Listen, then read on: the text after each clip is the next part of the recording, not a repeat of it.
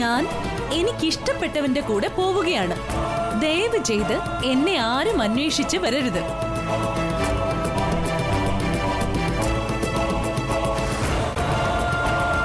ഇന്ന് ദിവ്യ.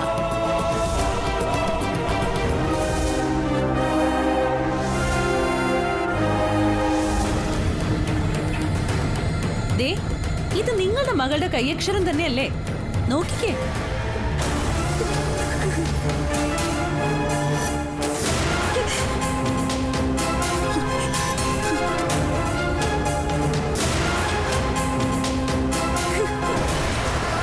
എന്താ ഇതൊക്കെ? ഈ മുഹൂർത്തത്തിൽ വിവാഹം നടന്നിട്ടില്ലെങ്കിൽ സുധിക്ക് വിവാഹമേ നടക്കില്ല. എല്ലാ കാര്യവും ഞാൻ പറഞ്ഞതല്ലേ?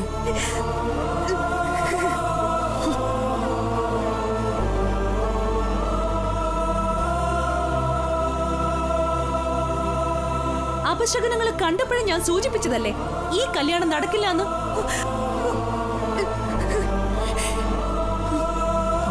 ഇതിപ്പോ ആകെ നാണക്കേടായല്ലോ.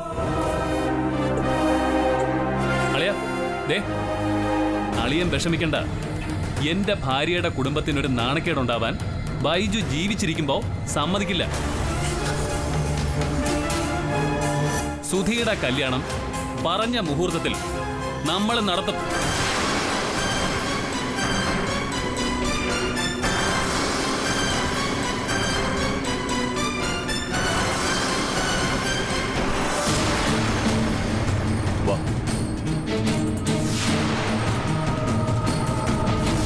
എന്റെ അനുജത്തി പൂജ, ഇവളാണ് വധു.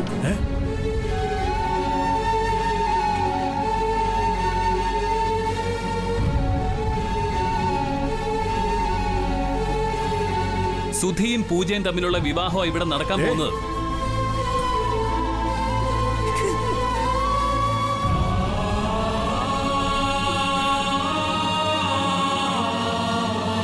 സുജി, നോക്കി നിൽക്കാതെ വേഗം പൂജയെ ഒരുക്കിക്കൊണ്ട് വാ.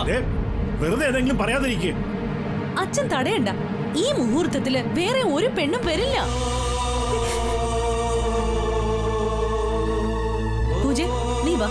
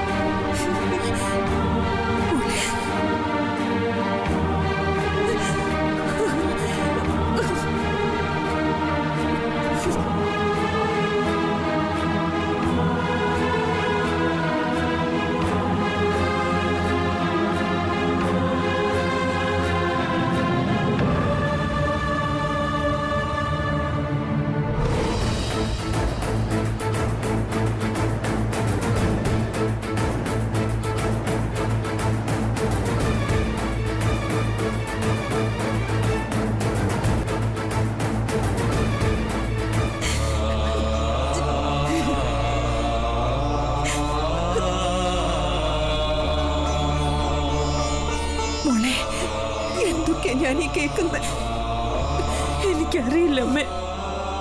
എന്റെ ദിവ്യ അവളിങ്ങനൊക്കെ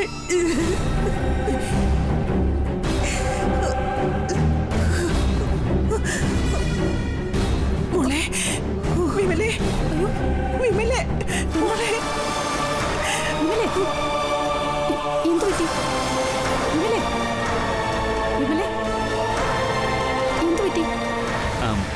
ഇന്നെന്റെ സിസ്റ്ററിന്റെ കല്യാണമാണ്. പെട്ടെന്ന് തീരുമാനിച്ചതാ. റിസപ്ഷൻ പിന്നീടുണ്ടാവും.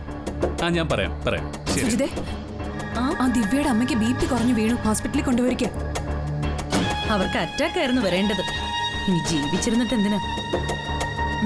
എന്റെ പൂജയുടെ ഭാഗ്യം. അല്ലാതെ ഇപ്പൊ എന്ത് പറയാനാ? ഞാൻ കാണിച്ച ജാതകക്കുറിക്കാർ തമ്മിലുള്ള വിവാഹം നിശ്ചയമായി നടക്കുമെന്ന് പറഞ്ഞിട്ട് എന്താ തിരുമേനി ഇത്?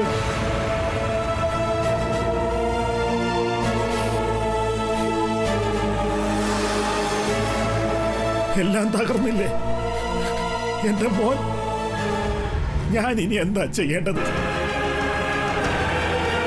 പൊരുത്തം നോക്കാനായി അവർ നിങ്ങളെ ഏൽപ്പിച്ചത് ദിവ്യയുടെ ജാതകം തന്നെ ആയിരുന്നുവെന്ന് ചന്ദ്രദാസിന് ഉറപ്പുണ്ടോ? അതേ തിരുമേനി, അങ്ങനെയാ പറഞ്ഞത്. അല്ല.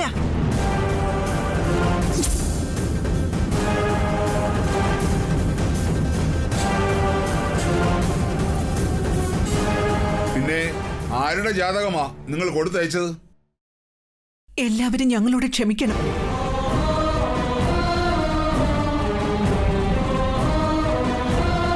ഞാൻ പറയുന്നത് ക്ഷമയോടെ കേൾക്കുകയും വേണം. എന്താ സംഭവിച്ചത് അത് പറയൂ. ദിവ്യയ്ക്കൊരു അനിയത്തിയുണ്ട്.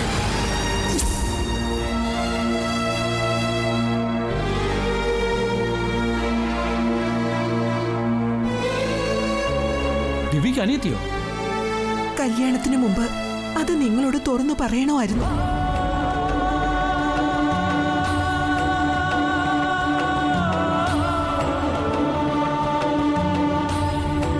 അന്ന് പെണ്ണന്വേഷിച്ച വീട്ടിൽ വന്നപ്പോ ദിവ്യയ്ക്ക് ആ വിവാഹത്തിന് താല്പര്യം ഉണ്ടായിരുന്നില്ല.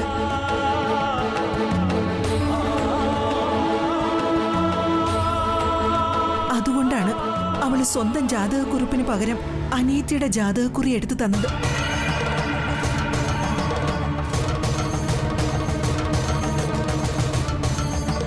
ഇതൊക്കെ ഞാൻ ഈ അടുത്ത കാലത്താ മനസ്സിലാക്കിയത്.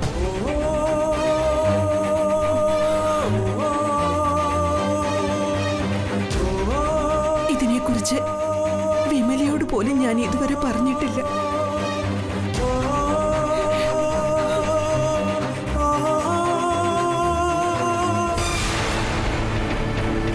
സുജിത പറഞ്ഞപ്പോ എന്താ അമ്മേ?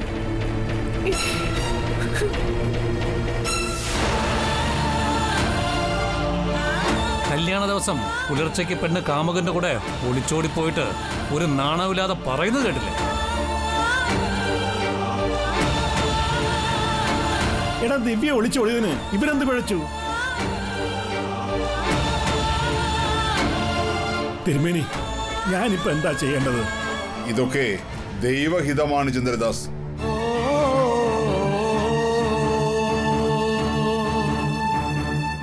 അതിലാരെയും കുറ്റപ്പെടുത്തിയിട്ട് കാര്യമില്ല. ഞാൻ നോക്കിയ രണ്ട് ജാതകങ്ങൾ തമ്മിൽ ഒന്നിക്കണം. അതാണ് നിയോഗം. അതിനുവേണ്ടിയുള്ള ഭഗവാന്റെ കളികളിലെ കാണികൾ മാത്രമാണ് നമ്മൾ.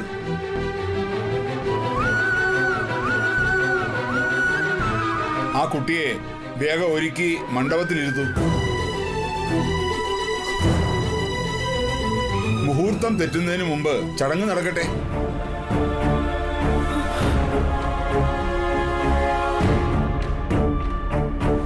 ആരാണ് ദിവ്യയുടെ അനിയത്തി? അവളെ നിങ്ങൾക്കെല്ലാം അറിയാം.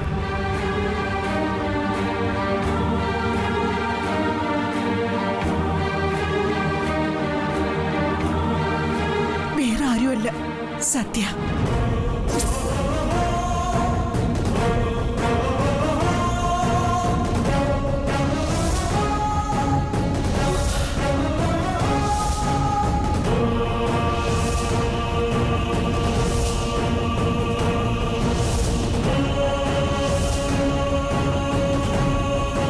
സത്യോ?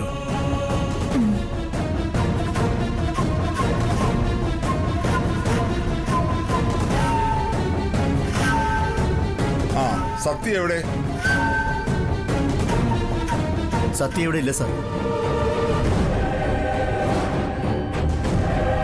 അവൾ എവിടെ പോയി? ഇന്നലെ രാത്രി ഇവിടുന്ന് ഇറങ്ങി. ദിവ്യ അവളെ പറഞ്ഞു വിട്ടതാ. ഇല്ല, സത്യ ഇവിടെ തന്നെയുണ്ട്.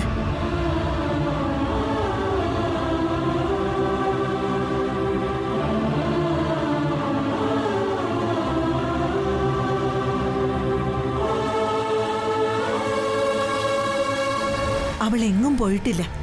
ഞാൻ അവളെ എങ്ങും വിടില്ല. അവളിതേ ഇവിടെ തന്നെയുണ്ട്.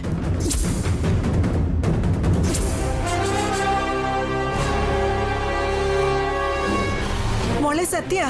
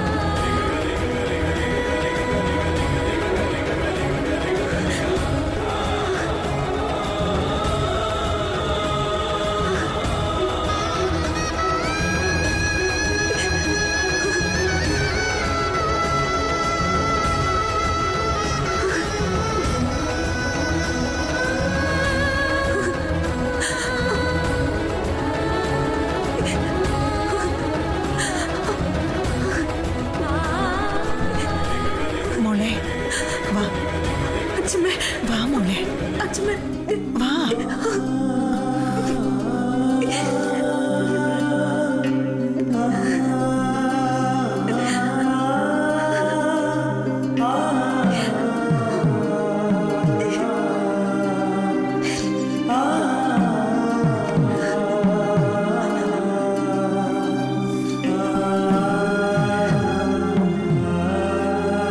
കരയാതെ അപ്പൊ ഇനി കൂടുതലൊന്നും ആലോചിക്കാൻ സമയമില്ല. സത്യയും സുധിയും തമ്മിൽ വിവാഹം നടക്കട്ടെ.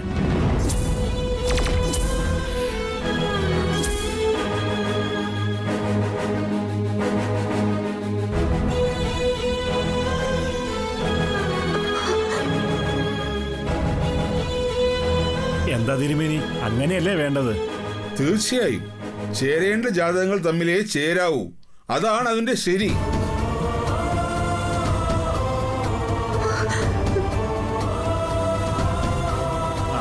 സീതേ, സത്യ വേഗം ഒരുക്കൊണ്ട് വാ. ചെല്.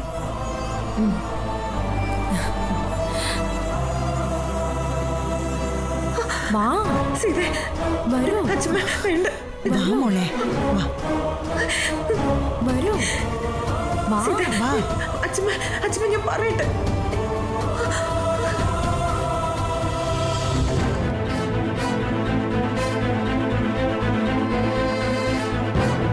അച്ഛാ, എന്താ? എനിക്കൊരു കാര്യം പറയാനുണ്ട്. ഇനിയെല്ലാം വിവാഹം കഴിഞ്ഞ ശേഷം പറയാം. വിവാഹത്തെക്കുറിച്ച് തന്നെയാ പറയാനുള്ളത്. അച്ഛൻ ഇങ്ങോട്ടൊന്ന് വരണം.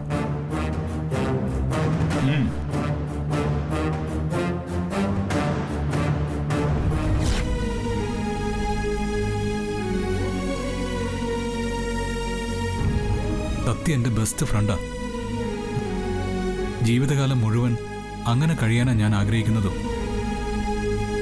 മറ്റൊരു രീതിയിൽ സത്യയെ കാണാൻ എനിക്ക് കഴിയില്ല. മോനെ, ഏറ്റവും നല്ല വിവാഹബന്ധം എന്ന് പറയുന്നത് ഏറ്റവും നല്ല ഫ്രണ്ട്ഷിപ്പോടെ കഴിയുന്നവർക്കിടയിലാണ്. സത്യയ്ക്ക് നിന്നെയും നിനക്ക് സത്യയും നല്ലതുപോലെ അറിയാം. ദിവ്യ, അവളെയല്ലേ ഞാൻ. എന്നിട്ട് അവൾ അവിടെ താലി കെട്ടുന്നതിന് മുമ്പ് മറ്റൊരുവന്റെ കൂടെ ഇറങ്ങിപ്പോയ അവളെക്കുറിച്ച് നീ ഇനി ഒരു അക്ഷരം പറയരുത്. സത്യം നിനക്ക് നന്നായി അറിയാം. അവൾ എപ്പോ എങ്ങനെ പെരുമാറും, അവളുടെ ഇഷ്ടങ്ങൾ എന്താണ് എന്നൊക്കെ നിനക്ക് നല്ലതുപോലെ അറിയാം. തിരിച്ച് അവൾക്കും അങ്ങനെ തന്നെയാ. ദയവേദി അച്ഛ, ഇതിങ്ങനെയൊന്നും പറയരുത്. എനിക്ക് വയ്യ അച്ഛ, പ്ലീസ്. ശരി, ഞാൻ നിർബന്ധിക്കുന്നില്ല. നിന്റെ ഇഷ്ടം പോലെ ചെയ്തു. എന്റെ ജീവിതത്തിലെ ഏറ്റവും വലിയ സന്തോഷ നിമിഷങ്ങളാ എല്ലാവരും കൂടെ തല്ലിക്കെടുത്തുന്നത്. എത്ര കാലമെന്നറിയില്ല ഇനിയെന്ന്. പക്ഷേ ഒന്നു മാത്രം അച്ഛൻ പറയുക, ദിവ്യ നിന്നോട് ചെയ്ത നാണക്കേടിൽ നിന്നും രക്ഷപ്പെടണമെങ്കിൽ നീ ഈ പന്തലിൽ വെച്ച് അഭിമാനത്തോടെ സത്യയുടെ കഴുത്തിൽ താലി കെട്ടണം. അതിന് വയ്യെങ്കിൽ അവൾ നിന്നോട് ചെയ്തതിനേക്കാൾ വലിയ അപമാനം എൻ്റെ മകൻ എന്നോട് ചെയ്തു എന്ന് ഞാൻ കരുതിക്കൊള്ളാം. അച്ഛ,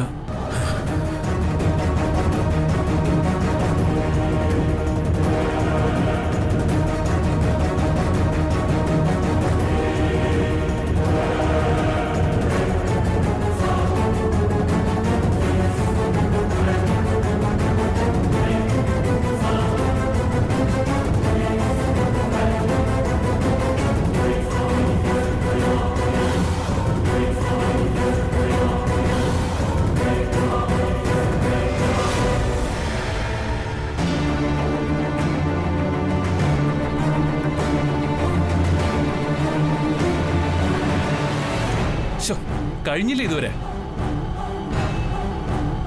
സുജിതേ, ആ കഴിഞ്ഞു ബൈജുവേട്ടാ.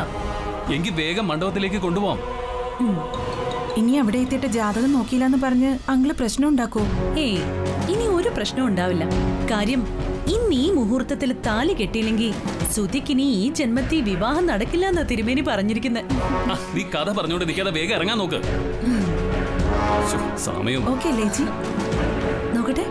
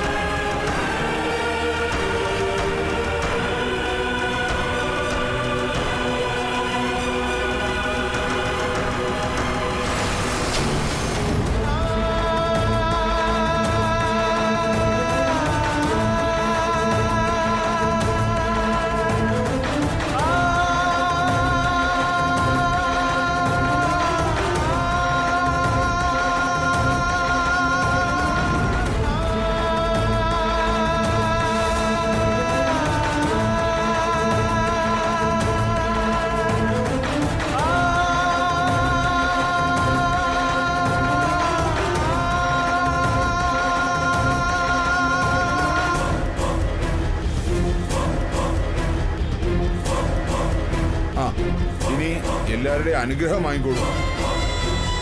സദസ്സിനെ വണങ്ങ്. തൊഴുതോളൂ.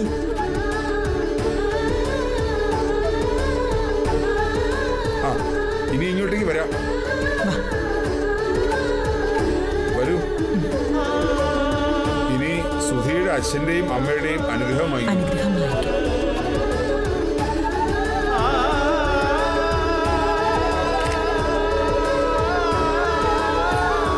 ഇനി അമ്മയുടെ.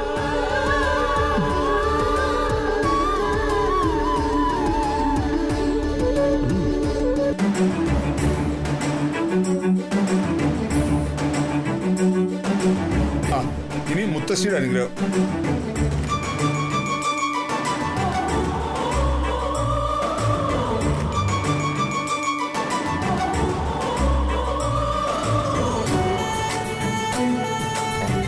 നന്നായി വരും.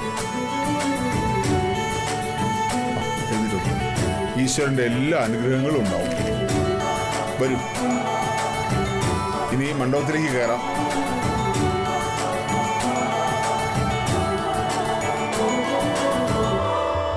വലത് കാല് വെച്ച് കയറിക്കോളൂ.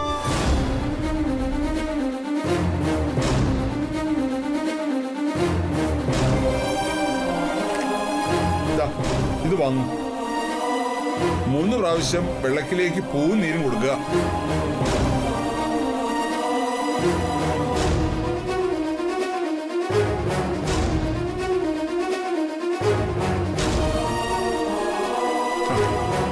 തന്നോളൂ. ഒരിക്കൽ കൂടെ എല്ലാരെയും തൊഴുതിട്ടിരുന്നോളൂ.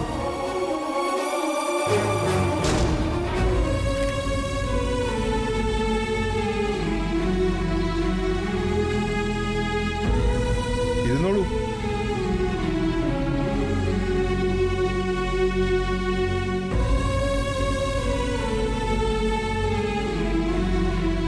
ആ, താലി എടുത്ത് കൊടുക്കാം.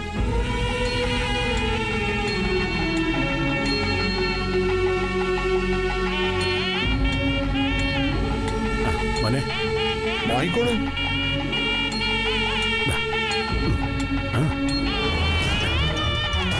താലി വാങ്ങിക്കൂ.